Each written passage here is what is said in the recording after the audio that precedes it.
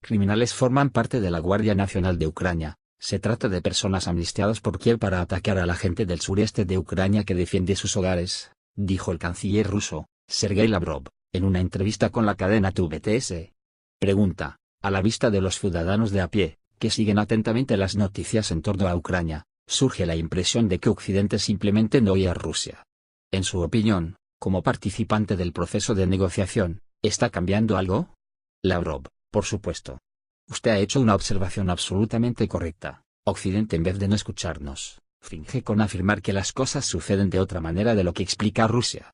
Aún están tratando de presentar la situación como una necesidad de resolver un problema entre Rusia y Ucrania, haciendo la vista gorda ante el hecho de que la esencia de la crisis son los problemas asociados con el fracaso de las autoridades en Kiev para establecer un diálogo respetuoso con los residentes del sudeste de Ucrania que rechazaron el golpe de Estado como inadmisible y protestaron fuertemente contra los intentos de aprobar leyes contra el uso de la lengua rusa, porque violaban los derechos de la población rusa en Ucrania. Ahora todo esto ha resultado en una realidad en Ucrania, de donde uno no puede escapar. En lugar de echar una mano a estas personas, invitarles a la mesa de negociaciones y acordar la forma de seguir viviendo en el país para todos los que viven ahí ahora, continúan con la operación militar. Piotr Poroshenko, elegido como presidente, dijo que detendrá esta operación, abogará por el diálogo para disminuir la tensión. Los contactos entre los representantes de ambos lados comenzaron en Kiev con la participación de la OSCE. Pero esto no es suficiente. Es importante que los contactos se establezcan directamente con las personas que quieren defender sus derechos en el sureste de Ucrania. Naturalmente, este diálogo es imposible bajo el estruendo de los cañonazos y los bombardeos de aviones de combate. El problema número uno consiste en parar la operación de castigo. Después de su elección, Poroshenko aseguró que está interesado en establecer el diálogo. Ya lo veremos. Ya hay base para este diálogo, la Declaración de Ginebra del 17 de abril y la hoja de ruta de la presidencia suiza de la OSCE, preparada con base en la declaración y presentada por el jefe de la OSCE, el presidente de Suiza, Didier Burkhalter, después de su visita a Moscú a principios de mayo.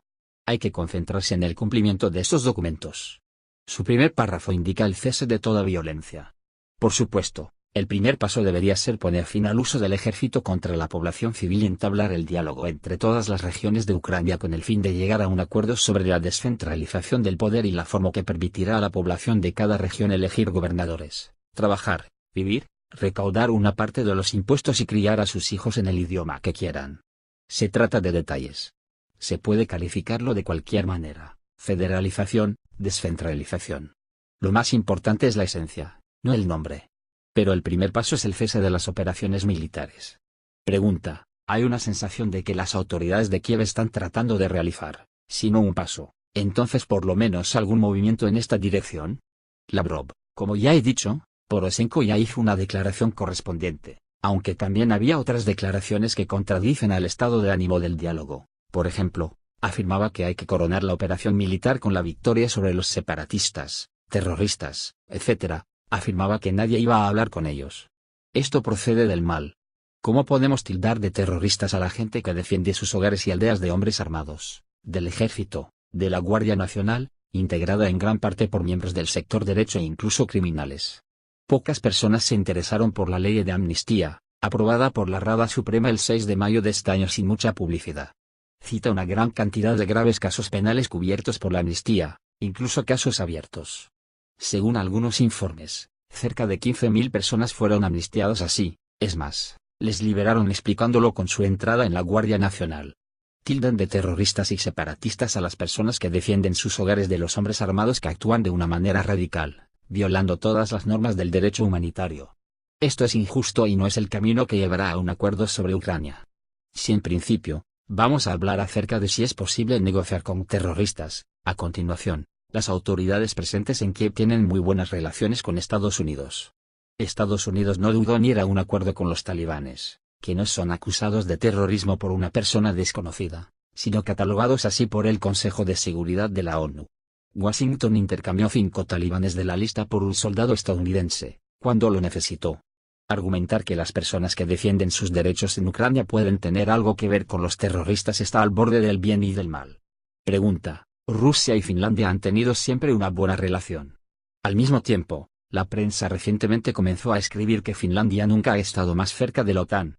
¿Están tan tensas nuestras relaciones por Ucrania? Lavrov: No he oído hablar de esto durante mi reunión con el presidente de Finlandia, Sauli Niinisto. Dijo que en el área de la ciudad de Turku a iniciativa del presidente tuvo lugar una conferencia con la participación de importantes figuras públicas de Finlandia, politólogos, etc. La conferencia de este año estaba dedicada a las cuestiones de seguridad. El presidente habló en esta conferencia, y me lo contó. La prensa finlandesa también escribió sobre este tema. Él claramente sostiene la idea de que Finlandia se siente segura y no quiere crear exacerbaciones adicionales en esta región de Europa. El presidente Niinisto propuso imaginar a Finlandia como un miembro de la OTAN, lo que inmediatamente duplica la frontera de la alianza con Rusia. Añadió que si Suecia también elige este camino, el mar Báltico casi se convertirá en gran medida en un mar interior de la OTAN. Haciendo preguntas sobre si la población del norte de Europa lo necesita y cómo Rusia va a reaccionar, el presidente Niinisto indicaba que él mismo sabe la respuesta, y es negativa. Nadie lo necesita. Lo hemos discutido con él durante nuestra reunión. Reconoció que algunos políticos, incluso para el beneficio de su propia popularidad, están recurriendo a este tema, estableciendo paralelismos con Ucrania, alegando que nadie, dicen, puede estar seguro cuando Rusia se comporta de una forma así de agresiva. Se trata de argumentos baratos y la gente seria lo entiende. Esta idea fue confirmada por nuestra conversación con el presidente finlandés Niinisto, que es muy consciente de que el caso de Ucrania, lo que se convirtió en la raíz de todos sus problemas actuales, es imposible en Finlandia por definición.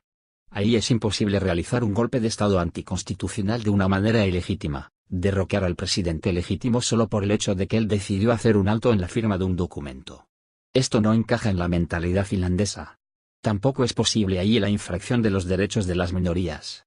Como se sabe, solo el 6,5% de la población de Finlandia son suecos étnicos, pero el idioma sueco se considera como estatal, oficial. En Ucrania, de un tercio a la mitad de la población son de etnia rusa. Más de la mitad de las personas piensan y hablan en ruso, pero no se puede convertir el ruso en la segunda lengua estatal. Absolutamente irreal para los finlandeses es la situación cuando las personas que buscan hacer valer sus derechos a cambio reciben una respuesta de los hombres armados, del ejército que aplica la fuerza contra ellos. Las autoridades de la República de Finlandia son plenamente conscientes de que la actual situación en Ucrania es imposible en su país por definición. Los finlandeses podrían servir de ejemplo de cómo vivir en el Estado, resolver los problemas de las minorías y mejorar las relaciones entre los ciudadanos. Pregunta: usted probablemente ha visto una entrevista con el ministro de Exteriores polaco, Radoslaw Sikorski, diciendo que para Rusia mejor sería ser un aliado de Occidente que un vasallo de China. Mal comunicado. ¿Qué quieren de nosotros? Lavrov: esto es difícil de entender. Sikorski citaba a Zbigniew Brzezinski, diciendo que para Rusia mejor sería ser un aliado de Occidente que un vasallo de China. Pero una cosa es un politólogo, bastante mayor de edad que no ocupa ningún cargo público y puede permitirse a sí mismo varias declaraciones irresponsables, y otra cosa, cuando un ministro de Exteriores de un país europeo importante cita a este analista, subrayando que está totalmente de acuerdo con él. Dicha expresión es inapropiada para cualquier político serio. Sikorski también dijo que Rusia perderá en un enfrentamiento con la OTAN, ya que el equilibrio de fuerzas es 1 a 16. ¿Quién va a luchar con la OTAN, y quién de la OTAN va a luchar con Rusia? No lo sé. Sikorski es un buen amigo mío. Durante nuestra próxima conversación, le voy a preguntar qué fue lo que le impulsó a hacer estas declaraciones escandalosas, aunque, en principio, es famoso por sus frases exóticas. Tal vez esto tiene que ver con su deseo de participar en la carrera por algún puesto europeo. Su nombre fue mencionado en relación con las posibles permutaciones en la UE y la OTAN. No descartó que se trate del deseo de utilizar dichas declaraciones para llamar la atención hacia su propia persona. Le preguntaré, y a ver qué dice.